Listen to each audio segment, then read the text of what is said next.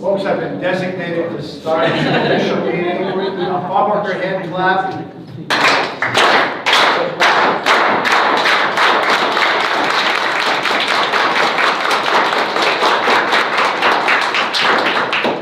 Awesome. Thank you so much for starting us off. Hello, everybody.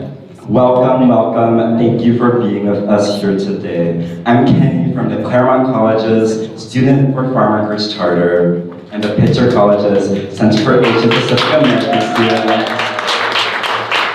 Hi everyone, I'm Leilani. I'm also with the Students for Farm Workers and I work at the Asian American Resource Center. We're so happy to represent the founding collegiate charter of the SFFW, a group dedicated toward organizing against exploited farm worker practices, engaging in mutual aid food distributions, and raising a political consciousness around farm worker issues. So, of course, you could not imagine our excitement when we found out that Teresa Romero, UFW president, the first Latina and first immigrant woman president of the U.S. National Labor Union. Thank you so much for coming here today. Under Romero's leadership, the UFW has achieved key victories in California. Recently, a bill that paves the way for farm workers to more accessibly vote in union elections. Especially considering the fact that farm workers are reckoning with the ongoing climate crisis, border violence, reliance on prison populations to farm our foods, and exploitive working conditions. Farm workers of all types are dehumanized and invisibilized. But farm workers continue to resist by chanting, singing, marching, and dreaming. Whether it was in Delano, or Sacramento, or Guatemala, or the Claremont Consortium, farm workers' revolutionary spirits will never falter.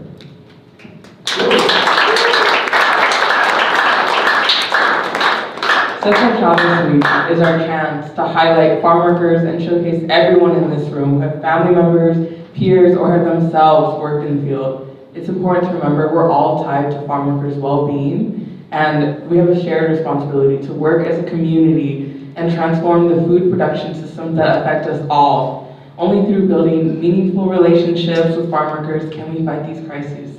So we asked our 5C community members to please join the Students Farm Workers efforts in doing so, as we have an event this Friday from 1 p.m. to 3:30 p.m. in the CLSA Lounge, in which we will be continuing our conversations on UFW, and we will reflect on today's conversations and speaker topics following this Friday event. For those that are also unable to make it today, we are streaming this event. Thank you to our collaborators, CLSA, CAPAS, Robert Redford Conservancy, the Scripps Communities of Resources and Empowerment, and all of our collegiate community partners, everyone that's been able to sponsor and just help make this event to what it is here today at Pitzer and the 5Cs. Now we would love to hand it off to UFW President Teresa Romero.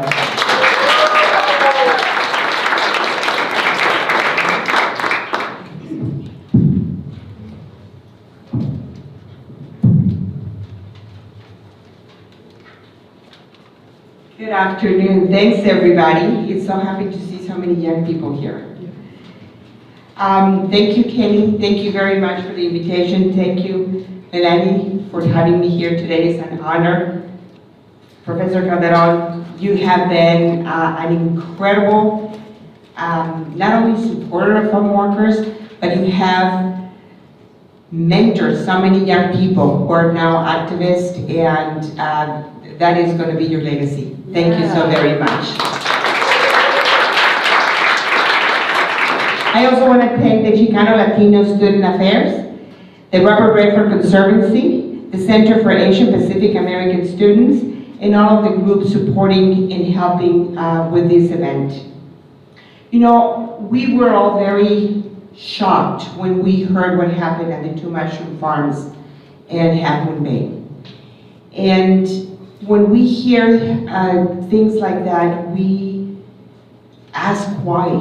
Why does this keep happening?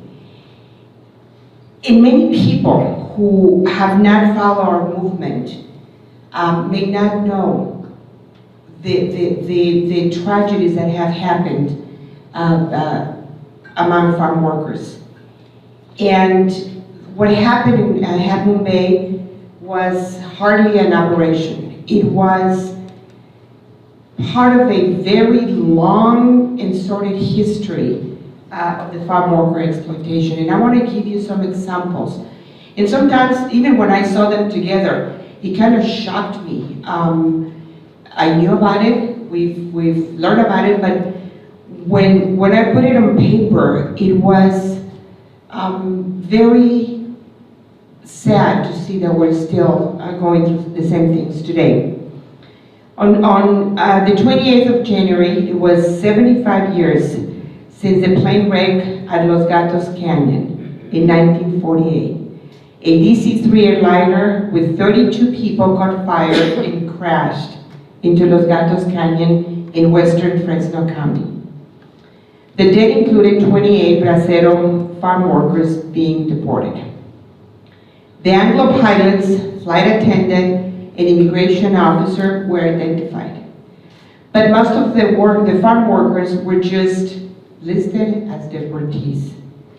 The deportees' remains were buried in unnamed graves by the Latino community and the Catholic Diocese of Fresno. I'm sure you have heard this song, songwriter Woody Guthrie heard of the tragedy on the radio. And the announcer reportedly said they were just deportees. He was incensed. He was horrified to hear that and wrote a beautiful song called Deportee. And it was later sung by Bob Dylan and our friend and supporter John Baez, among others.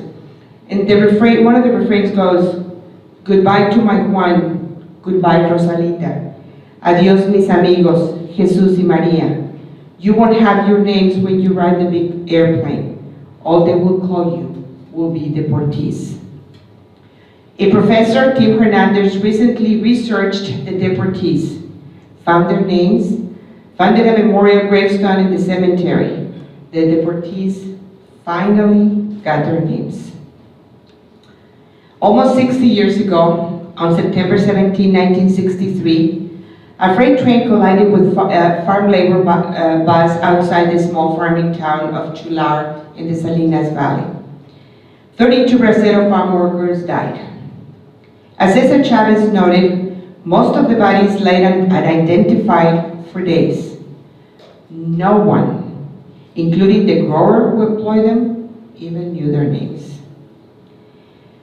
49 years ago, on January 14, 1974, 19 lettuce workers died when their farm labor bus careened off the road into a drainage ditch near Blythe, California. Approaching Blythe, before sunrise, the exhausted bus driver missed a turn.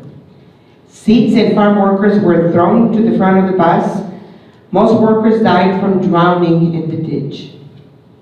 24 years ago, on February 11, 1999, 13 tomato workers died when a farm labor van crashed into a tractor trailer in the pre-dawn darkness of West Fresno County. Instead of seats bolted to the floor, the workers sat on a wooden bench with no seatbelts. Upon impact, unsecured sharp tools flew at the workers, some of whom were speared.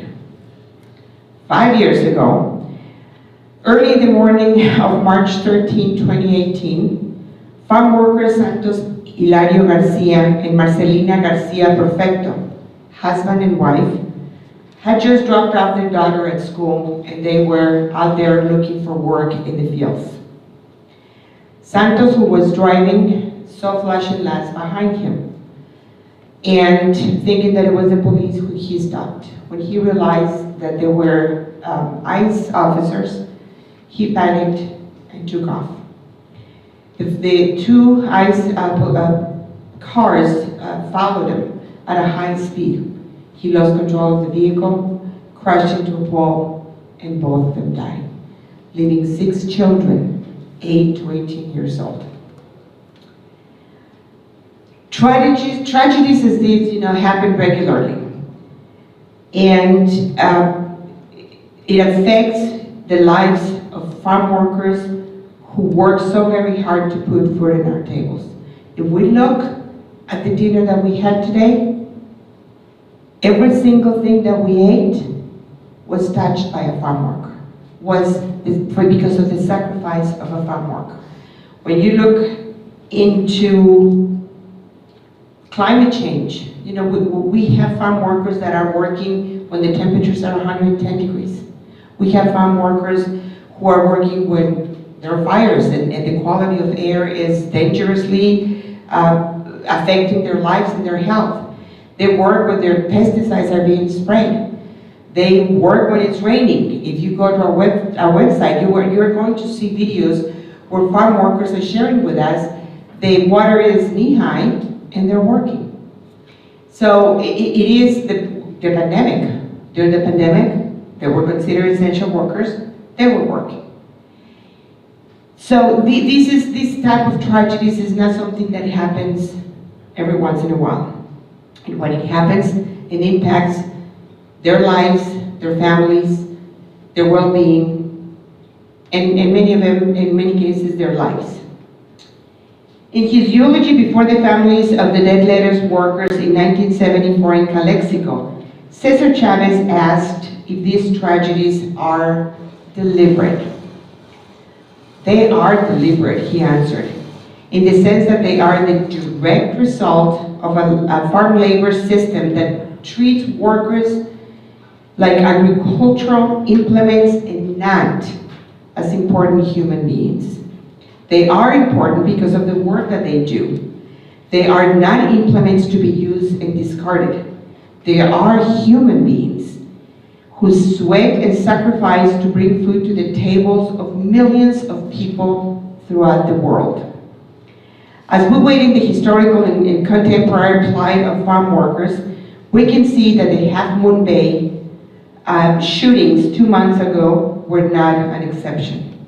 Rather, they are the direct result of fundamental injustice and indignity built into the system of farm labor in California and America, dating back more than a century and a half. Agriculture is still one of the richest industries in California. Cash receipts for all crops surpassed $51 billion in 2021. For more than a century and a half, the profits of California agriculture have been built on the backs of generations after generation of exploited and oppressed farm workers, often dark-skinned immigrants importing to work in our fields. Since the mid-19th century, California fields have been worked by Chinese, Japanese, Mexicans, Filipinos, African Americans, the Okis and the Arkis, Mexicans again, later Yemeni and Punjabi workers.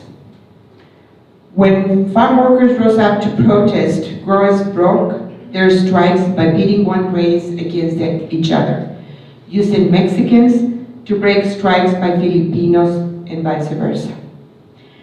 Growers marshaled all the social, economic, political, and legal institutions in rural California to crush organizing.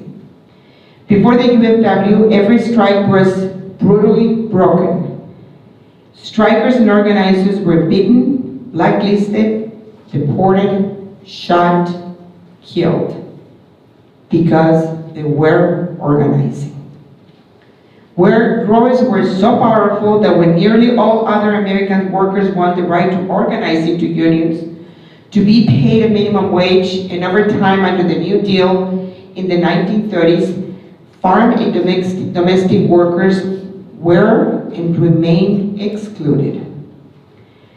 In order for us to gain rights for farm workers, we have been doing it state by state. And sometimes it takes us years to be able to accomplish what we want. Segregationist lawmakers demanded President Roosevelt exclude farm workers because in the South, they were mostly African Americans. In the West, they were largely Mexican and Filipino. It was pure racism.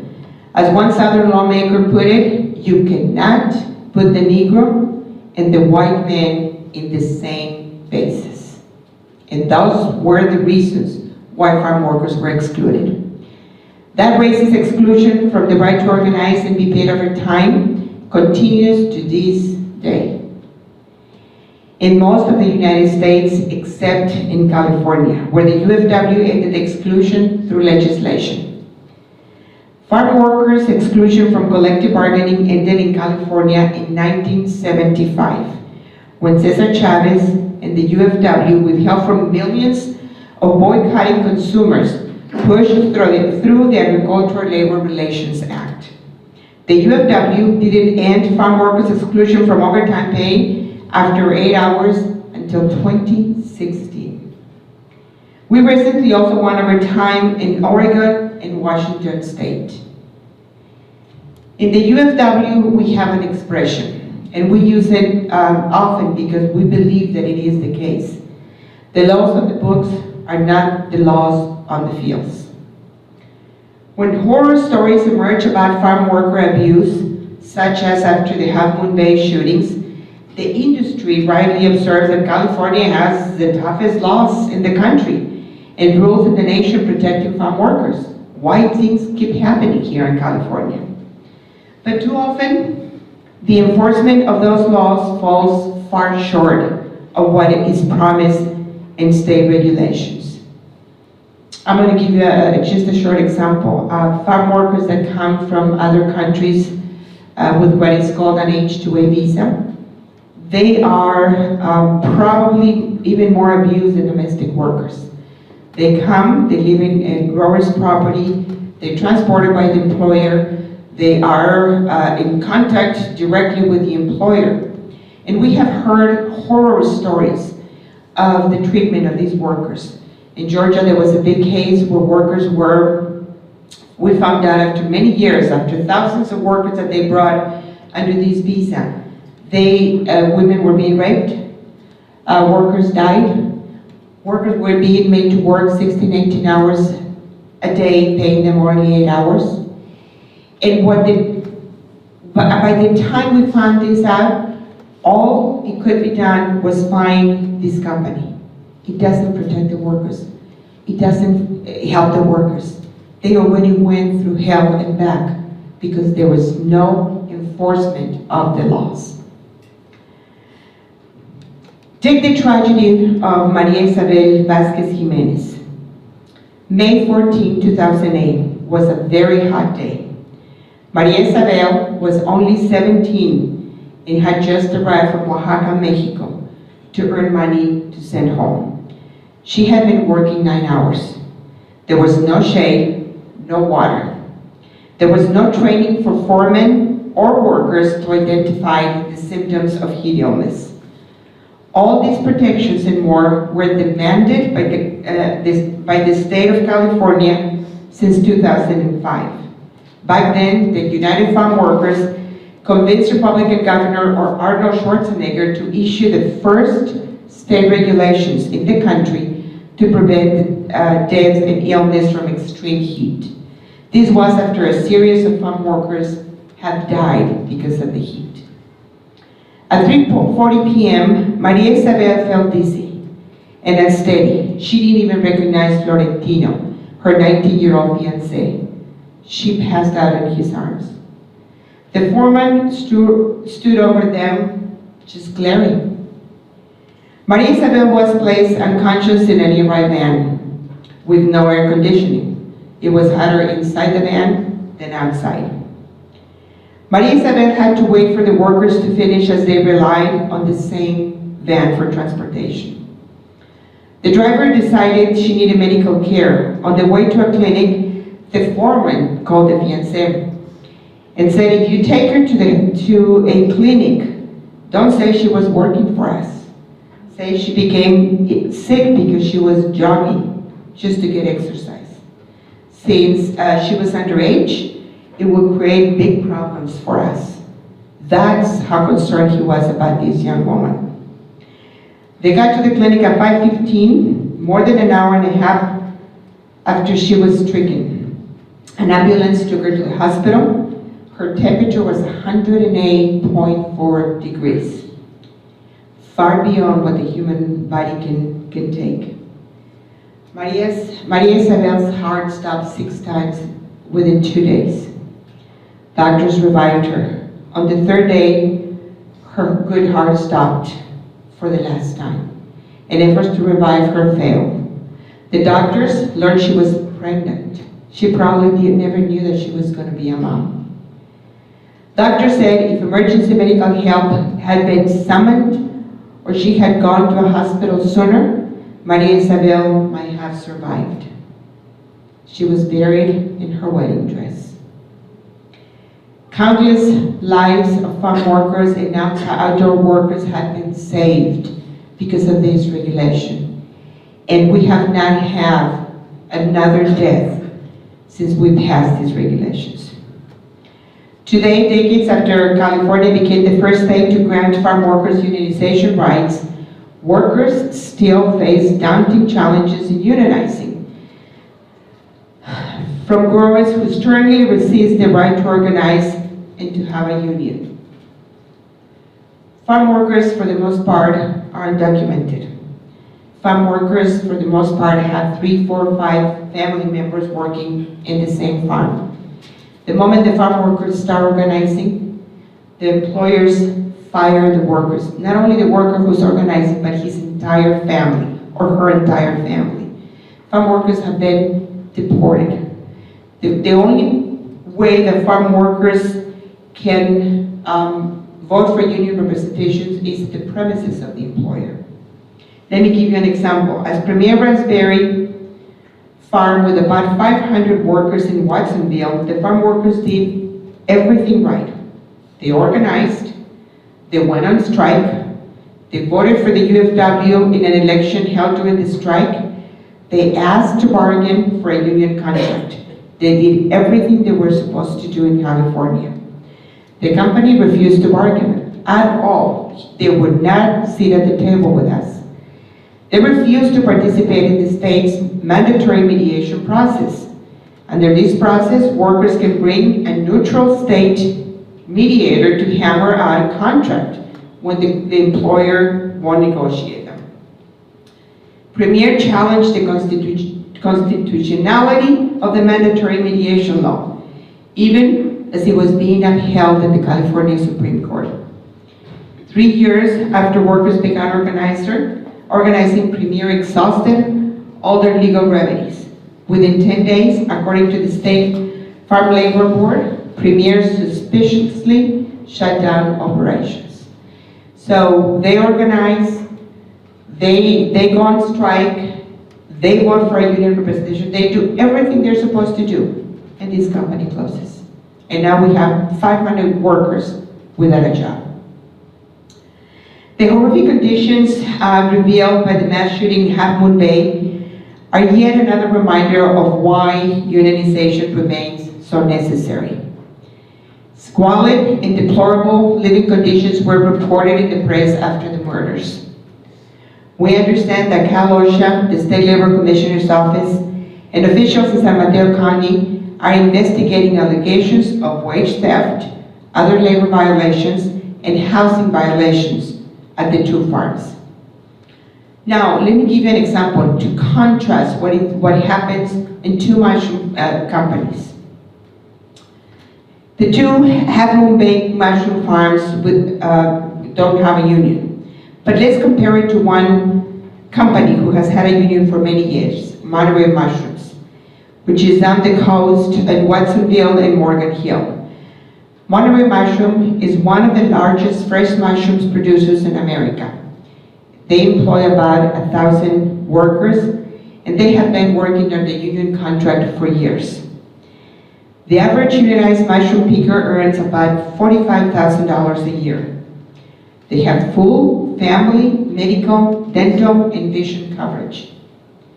Paid holidays and vacations, a defined benefit pension plan, job security, dignity and fairness on the job, and much more. Farm labor does not have to be this dead-end, low-wage, no-benefit occupation. We have shown the difference the union can make. California took a historic step toward last year with the signing of Assembly Bill 2183. The right to vote in America was enshrined in law with the passage of the 1965 Federal Voting Rights Act. So too in California, the right of farm workers to vote in union elections has been enshrined in law since the passage of the historic Agricultural Labor Relations Act in 1975. Yet, when field workers try voting in a union, they're still stuck back in 1975, when just about the only way political voters could vote was at set voting places. Under the 1975 law, agricultural workers can only vote at polling places, nearly always set on growers' property. They must run a gauntlet of threats and intimidation and deportations.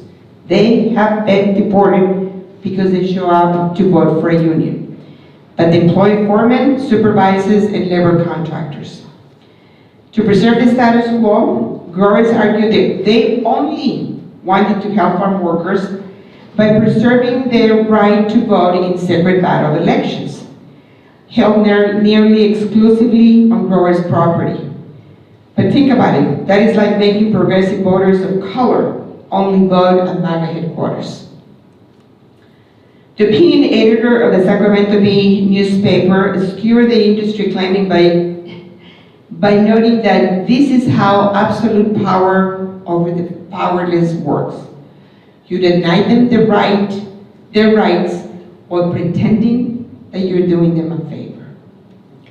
So over a 2-year period, the United Farm Workers took up in California the same fight underway across the nation to protest voting rights.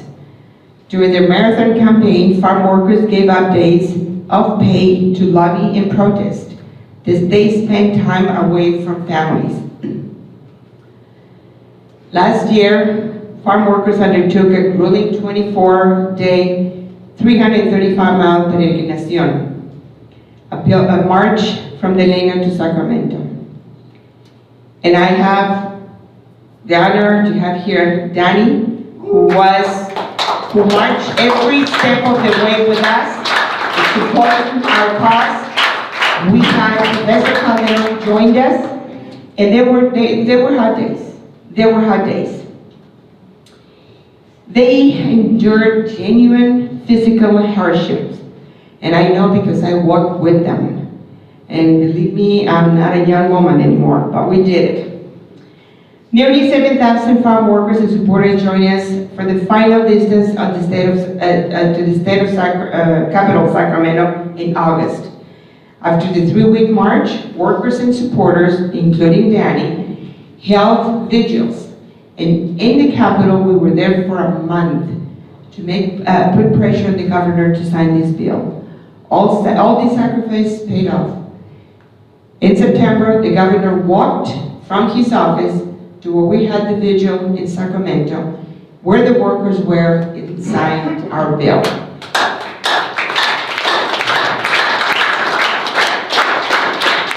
The day we got to Sacramento, the governor, a newspaper had said that the governor had said that he was going to veto the bill. We had received support from President Biden, Vice President Harris, Speaker Pelosi, and many elected California officials who marched with us in support of farm workers.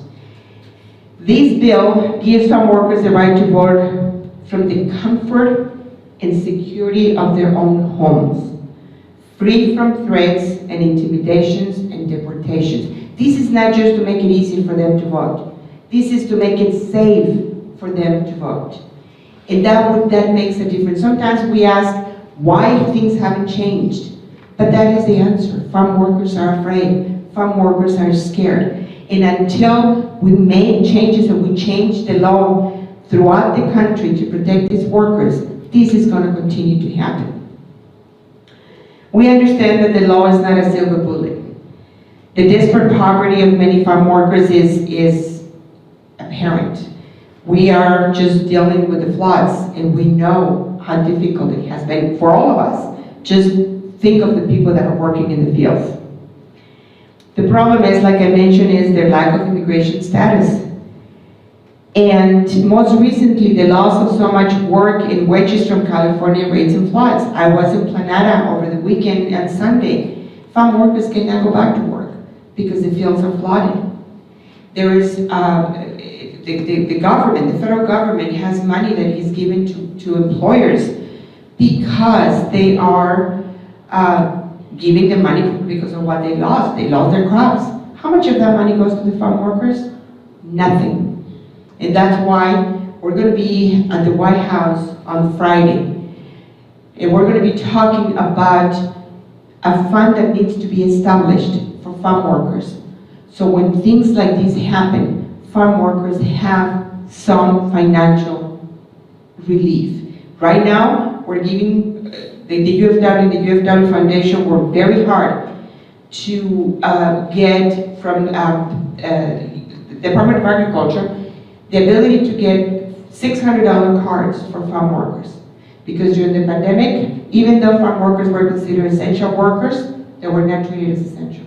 They would not qualify for many of these programs because they were undocumented. And last year, we invited all 100 US senators to work in the fields one day. Just one day. 2 of them accepted. Alex Padilla from California and Cory Booker from New Jersey. 2 of them. They were supporters of farm workers, but after they worked in the fields for 6 hours, both of them very tall, for 6 hours, 5-6 hours on their knees, they had a new understanding of what the work entails. But only 2 of them accepted.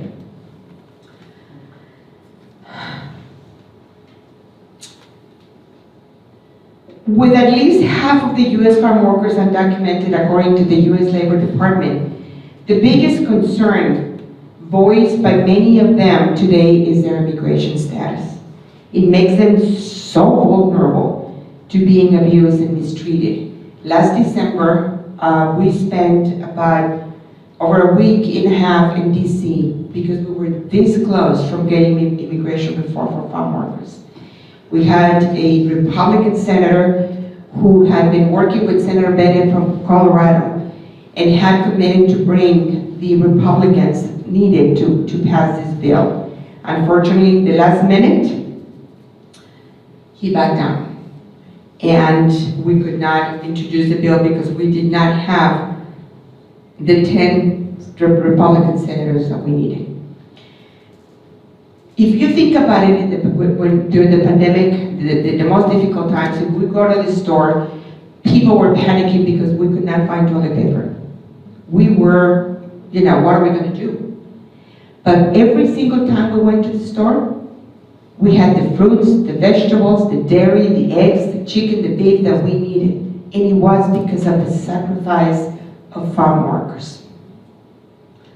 Unfortunately, because right now the Republicans have the majority in the House, I don't think we're going to be able to do anything on immigration reform for farm workers and their families in the next 2 years. So young people, when it comes to organizing and supporting people who support our communities, we need to be out there. We need to get them elected because we need to make sure that they're doing things for us, their constituents, not for the corporations. The United Farm Workers, when Cesar started the United Farm Workers, he understood that workers needed more than a union. More workers needed more than a contract. Back then, he started clinics and was able to have the ability to give loans to farm workers because they were in strike, they were in a boycott, they were sacrificing their lives to be able to get what we have today. During Cesar Chavez did not want to talk about his achievements. He was a very shy person. Some of you met him, but he spoke at the Commonwealth Club in 1984. I had the opportunity to do it a couple of weeks ago. And he discussed traveling for years across North America while championing farm workers. He met countless of people, especially Latinos, but people from all walks of life, who would tell him how the farm workers inspired them to be the first in the family to go to college, to become professionals, business persons, to run for office. Many times we look at people like Cesar Chavez and your college here, like Professor Calderon. They are the people that are inspired all of us and all of you to be involved, to be engaged. You are the future of this country. We all stand on the shoulders of those who came before us. You know, I am a Latina immigrant, and when I came to this country, I didn't even know how to speak English. And I remember I never watched TV in Spanish. I never listened to the radio in Spanish. And I would memorize 5 to 6, 7 sentences every day, and I would repeat them constantly. And I would watch TV in English, and there was a word that gave me a lot of trouble. It was the word enjoy. I just could not figure out what it meant, and I kept hearing it. But let me tell you something. The moment I figured out what it meant, I enjoyed it tremendously. The Latino National Farm Workers Association was founded in 1962 by Cesar and Helen Chavez, Dolores Huerta, Gilbert Padilla, and others. Their plan was to slowly build a grassroots organization before engaging in major strikes. But that careful plan was upended in 1965 by mostly Filipino grape pickers belonging to the Agricultural Workers Organizing Committee. And they were led by Larry Idlion, Peter Velasco, and Philip de la Cruz. They struck table and wine grape growers in the Delano area. And they asked Cesar, a mostly Latino union, to join the picket lines, which they did. Cesar knew growers historically broke strikes and crushed unions by pitting the races against each other. From the start, leaders of each union insisted all strikers from both races shared the same picket lines, Union Hall and Strike Kitchen. A few nationalistic Chicanos in Cesar's union objected to joining with the Filipinos.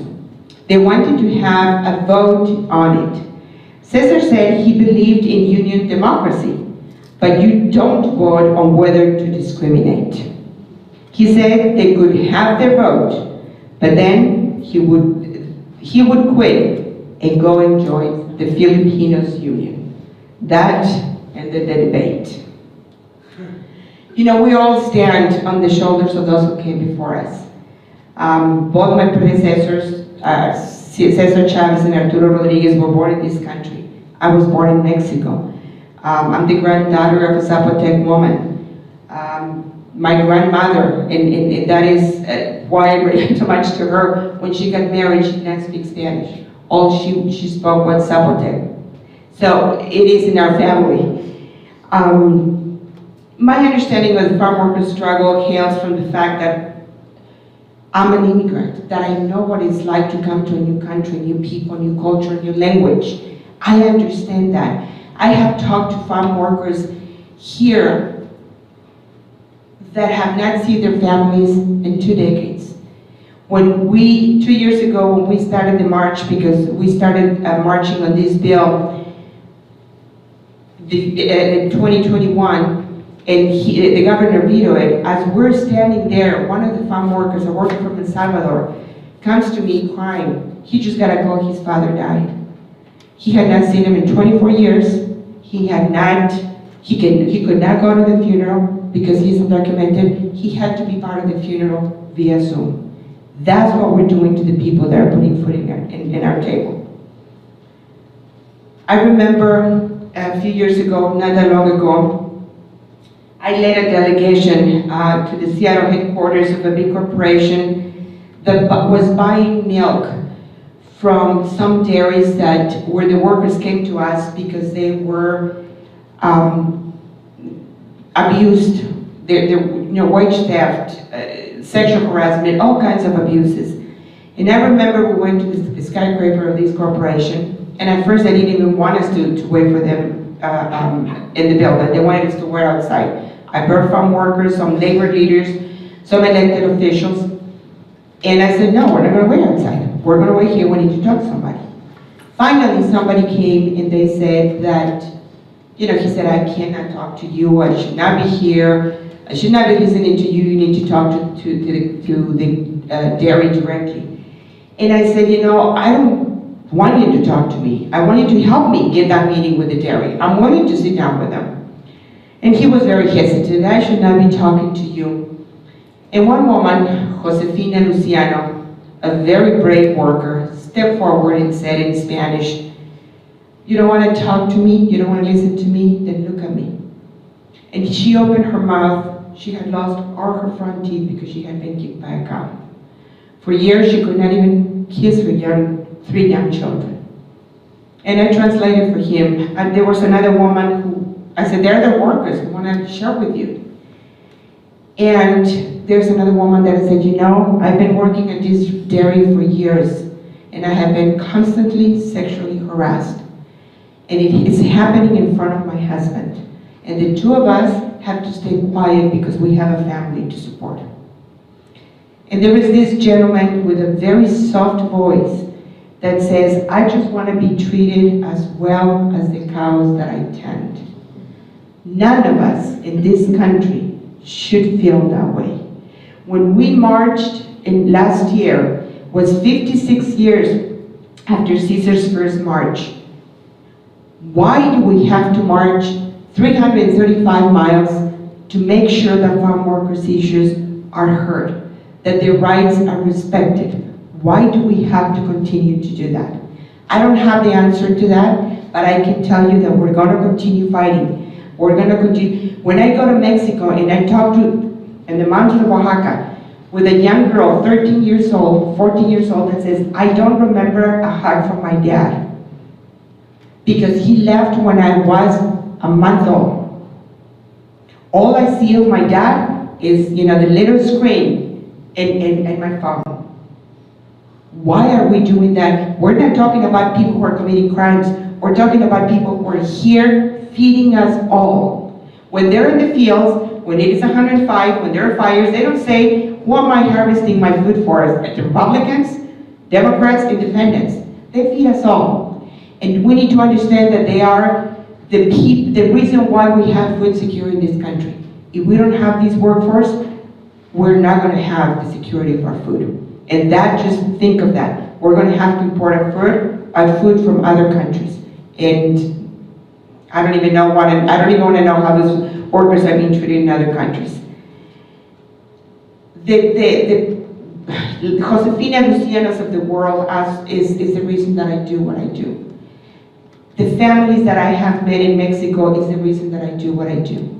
The families that I talk to here who cry in my shoulder because their loved one passed and they haven't seen them in years is what I do, And I see a lot of faces here that are interested in helping and doing things. You're young, the future is ahead of you. You are the leaders, the future leaders, and you're going to be taking our roles, making sure that people are being respected, being treated as human beings and not as slaves. Thank you very much for having me here, and si se puede.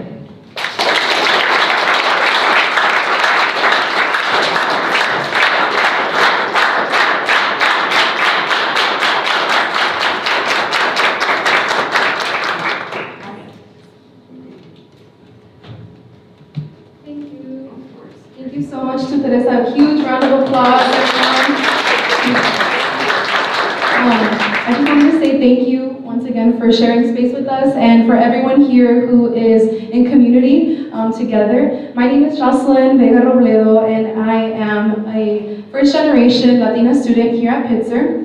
I'm very proud and honored to be a part of this incredible event, especially given my background as the daughter of Mexican farm workers from the Napa Valley region. And I'm also very proud to be representing the Chicano Latino Student Affairs Office as their student ambassador. And now I would like to open up our event for a Q&A session. So we want to encourage everyone to ask questions and engage in meaningful dialogue. So if you have any questions, please raise your hand and we will pass over the mic to you.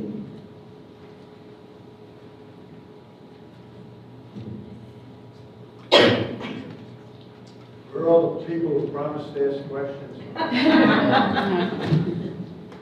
Awesome. We have someone in the audience.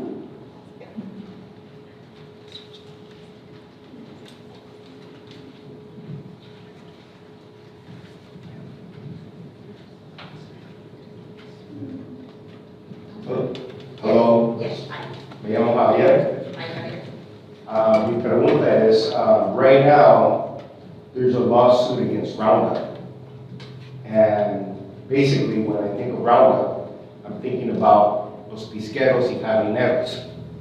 So what are we doing about informing folks about this lawsuit? Because a lot of these folks are getting sick with cancer and other things.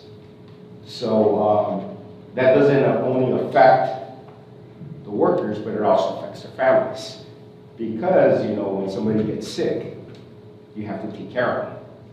And one of the biggest reasons for bankruptcy and poverty is medical bills.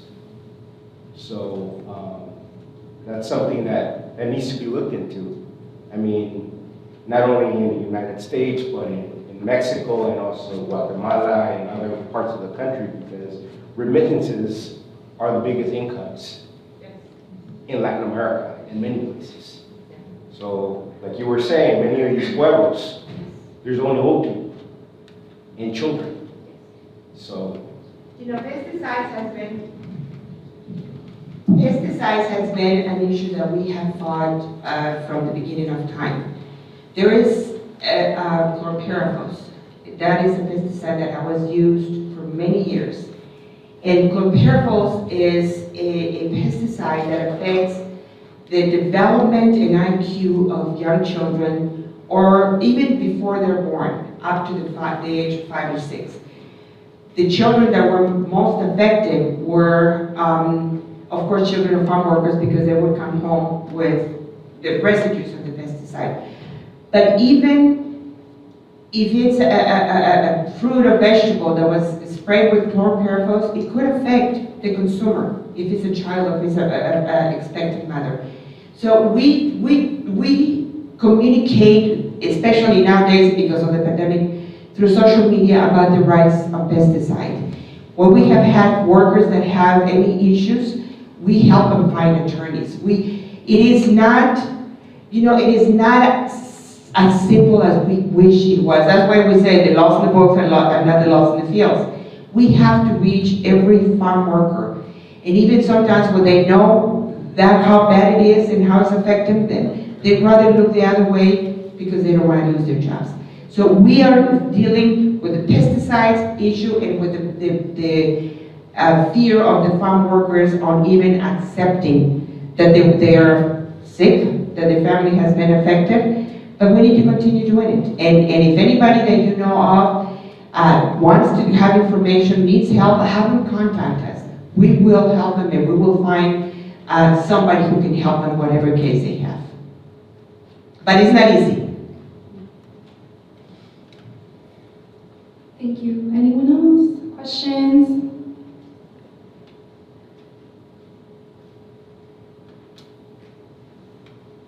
Can I ask how many of you are children of farm workers? 1, 2, 3, 4, 5, several. Did you ever work in the fields? You did. Okay. But if we know of farm workers, one of the things that they want to do is work very hard, put their kids to school, to make sure that they don't go through what they're going through. And probably you as children of farm workers really understand how hard that life is because you saw it in your own home. And please thank your parents for their sacrifice. Hello again. So in one of my classes, we're learning a lot about peasant farm worker movements in Latin America. And what really stuck out to me was someone from Campesino came to talk to our class over Zoom, and they were talking about how in their situation, they think that unions are a thing of the past for them, right? So focusing on like the United States, why do you think that a union structure is so important here? And also, how do you see the United Farm Workers structure like moving forward? You know, in our countries in Latin America, when somebody hears the word union, workers don't trust it. You know, they're not the organizations that do what they're supposed to do to help farm workers. We have been traveling to Mexico. We traveled to Guatemala, and people in Spanish is sindicato. And when they hear that word, it's like, no, I know you want my money, you're not going to do anything. So workers come here with that understanding. And once they're here, once they know what we do, what we are, that we overcame that, but now we have to overcome all the other issues of being fired, being deported, the family they have to support. They work in seasonal work, so the risks that they have are great, and they don't want to take them.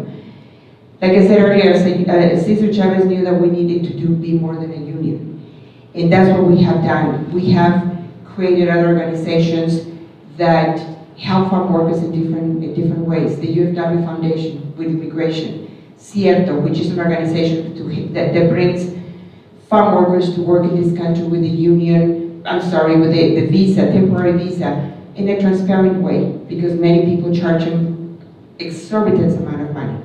We formed the EFI, that is an organization that works with different employers, big buyers, farm workers, to be able to work together and impact the farm workers' life working conditions. So we are not just a union, we're a movement. And we understand that the best way to represent workers is with a union contract. But we're doing different things that would impact the workers in different ways.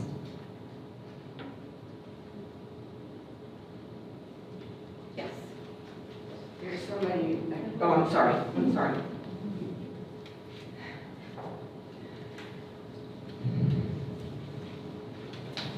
Hi, thanks so much for coming to speak with us. Thank you.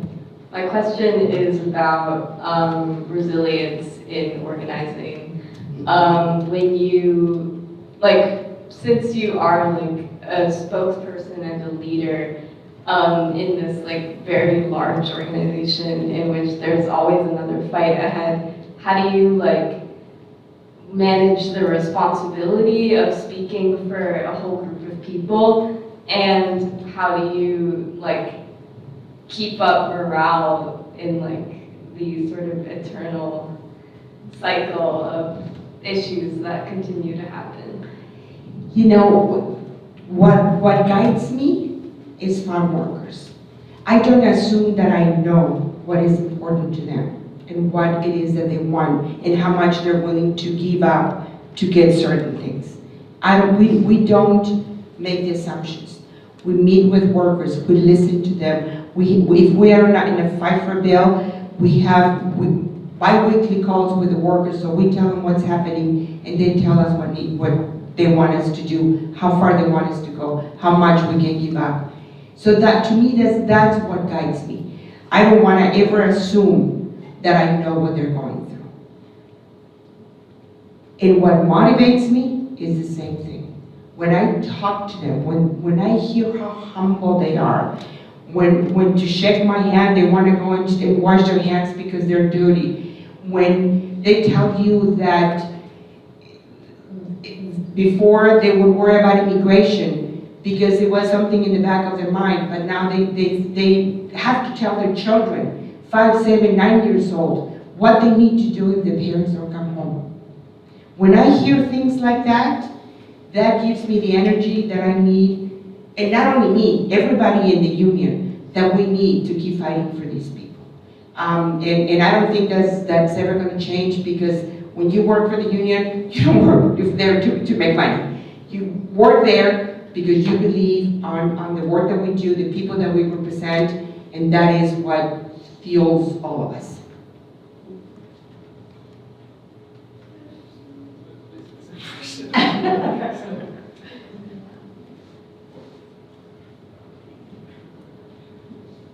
I had a very similar question to Kai, and I just want to thank you again, Teresa, for coming here. I think it's amazing to hear you speak, and I mean, it's, this is the sustenance of the, UFW movement over the years speaks for itself. And that was, again, just basically the same question as Kai, which was just like, how do you keep up this sort of tenacity of the movement, whether it's, with, hundreds of mile marches, or it's holding rallies for ostrom workers, or it's just like a simple sort of delegation. Like, how do you sort of keep going through the tasks again and again and again as this keeps going? I learned from great organizers. Cesar Chavez, obviously, Arturo Rodriguez, Irv Hirschenbaum, who's here and is one of our vice presidents. These are the people who have taught us, all who came after them. And I've been, 2 weeks ago I was in Mexico. Last week I was in Planeta. Today I'm here, tomorrow I'm in LA. Thursday I'm going to Washington DC. Next week I'm going to be in Washington State. When I look at everything, I thought, oh my God, no, I'm not going to be able to do it. But I take it one day at a time. And I remember who I'm doing it for. You just brought up the ostrom workers. They are going through such hardship with the retaliation from the company. They are being fired, they're being threatened, they keep fighting. And when you see somebody who has those challenges in front of them, and they're not giving up, and they're there, and go to the meetings, and go in front of the stores and talk to the owners, and demonstrate so they don't buy from them, that's the motivation we need. And the workers give it to us. Thank you. Yes, there's someone there. Yeah, my voice tends to carry, so I'm not going to use the microphone. My name is Maria Morales, and I'm the daughter of immigrants too. They didn't work in the farms, but they did work in the sewing factories, which is a similar story. And so as I'm listening, I'm also an educator, and as I'm so excited seeing all these young faces full of promise here, I wonder, Teresa, maybe if you can think, if you had this magic wand, or maybe just think of a wish list, what would be 2 things that you would ask from all these promising people here? Thank you for that question. It's a very good question. Like I said earlier, you guys are the future. You're the young people who are going to take over whoever has been mentoring you. But in many cases, we think, well, there's not much I can do. I cannot do it. Somebody else has to do it. We cannot take that. Just think if Cesar had done that, if he had thought that way, we wouldn't be here today. If you sign up in a website for the UFW, there are times where we're going to ask you, call your senator, call the governor, call the congressman, send a letter, send an email, do something. There might be times where we ask you, like in Ostrom, to go in front of the stores and picket stores because we don't want them to buy from Ostrom. When there are campaigns of elected officials that will support our communities, get involved. Go knocking on doors and make sure that those people are the ones that are going to be in office representing us. Volunteer with their offices, because you might be that person in the future who is going to be representing us. So there is a lot that you guys can do. find what your passion is, and then find the people that believe in what you believe, so you can really start working on that passion and that dream. I'll just say, you probably know that at Pomona College, a while back when the workers organized, they decided to check the papers of all the workers. The reason for that is there was a union drive going on, and it would have been illegal in the middle of a union drive to use immigration to check those papers, just in the dining hall for the union. So they checked everybody's papers, and they found 17 who were undocumented, and they fired them. We protested. I, in fact, was one of those arrested with the name of one of the workers and went to jail. Here, the workers have been organizing for a union, and they won 2 major elections. And yet, you use the word retaliation, that often what happens, and it's sad, in a backyard of a college that promotes itself with social responsibility, that they would, last spring we had the March on the Trustees.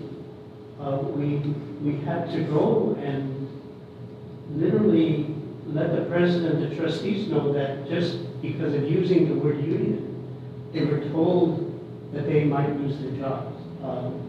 And now, some workers are losing their jobs. And I was just wondering if you could share with us what are some strategies that can be used to overcome those power relations and ensure that places like this can do exactly what you're doing, is allow for a union, allow for a vote, allow for strong women to stand up and receive the wages and benefits that they deserve. I don't know if you could say a few words about that. Unfortunately, not in every country, in these countries, not the exception, employers fight the unions, and they're going to do everything they can to preventing from joining a union. The legislation that we passed for farm workers will protect them from that kind of retaliation. As they are organizing, if they're fired, not only we can get their jobs back, but the employer is going to be fined up to $25,000. If the workers sign for a union and the employer is doing a concerted effort to keep him from organizing, they can also get fined for doing something like that. If we get to an agreement and we get a contract and they don't want to implement it, they want to file a lawsuit, this will be able to protect the workers, because the employer is going to have to put up a bond for the equivalent value of the contract. I would suggest that these workers go to the NLRB and say, no, we are being fired because, and hire attorneys. Unfortunately, it's going to take time because it is going to be a lawsuit, and workers need their job. They have families to support. But sometimes, like when in the boycotts and the strikes, people make the sacrifice, and we need to do that. They should not check for papers when they're organizing. And I think going to the NLRB, hire an attorney, I think it could go a long way. Slow, but it will go a long way.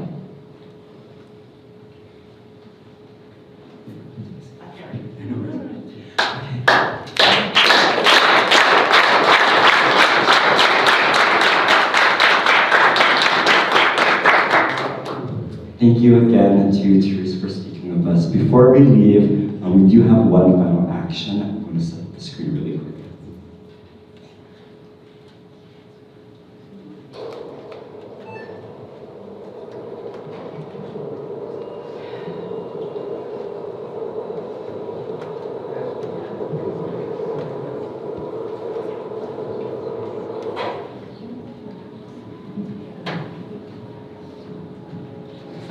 President Romero mentioned about the tragedies that have taken place in Half Moon Bay, fortunately, are not just one-time incidences. These are, accumulations of, climate change and the shootings that happened. And so we want to acknowledge that and bring this event to a close by having this call to action. So it's going to project right now, but there will be a link and a QR code that will directly take you to a fundraiser happening, and we're collectively raising funds for that, for the families, the victims of the families, everyone affected, because it is, even though we may not be able to support physically, it's going to continue to happen, flooding and environmental changes and everything. So if you could be able to, either the link or the QR code is right there. And we'd also just like to thank everyone that showed up today. I think it shows a strong support from our community and how much people are willing to care and show up. So that should be more hope that we are pushing and progressing towards the future. So thank you again, President Romero and everyone else that helped put this event together. Thank you.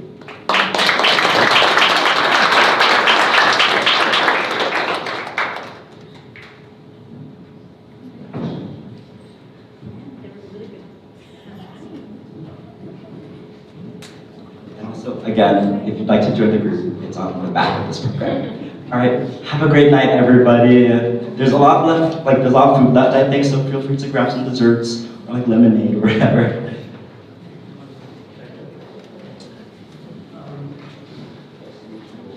We'd like to ask people before we leave, one of the acts that the farm workers always do at the end of an event like this, organizing in the field, is we form a giant circle, and we'd like everyone to hold hands.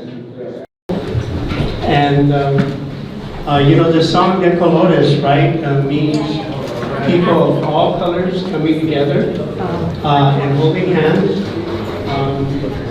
And it also means that, we gotta link the chain, and the circle has to be complete, okay? So. Oh, wow, okay. Yeah, we gotta. My arms are quite short. My arms are quite short. Gotta close it. Oh, I don't know what we're gonna go through this by crossing our arms. And we just want you to know, de colores means of all colors. And you'll hear in the song about chickens.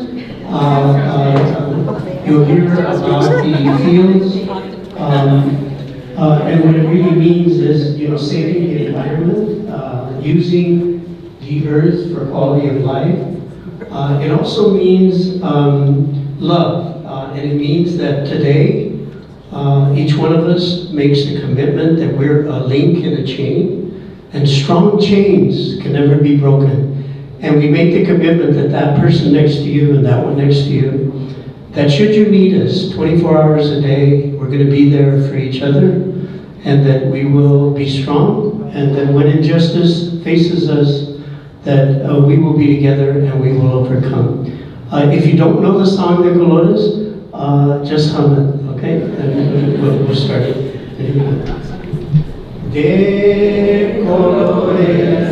De colores se visten los campos en la primavera.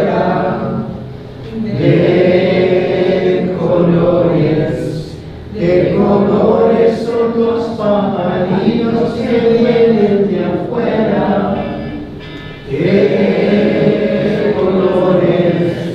De colores es el arco iris que vemos lucir.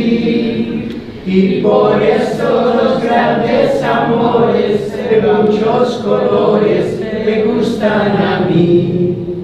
Y por eso los grandes amores de muchos colores me gustan a mí.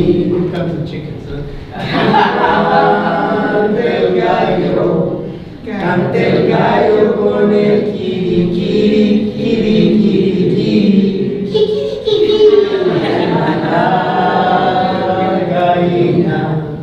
La gallina con el cara, cara, cara, cara, cara.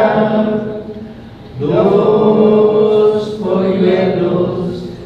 polluelos con el pío, pío, pío, pío, pío. Y por eso los grandes amores de muchos colores me gustan a mí otra vez. Y por eso los grandes amores de muchos colores me gustan a mí.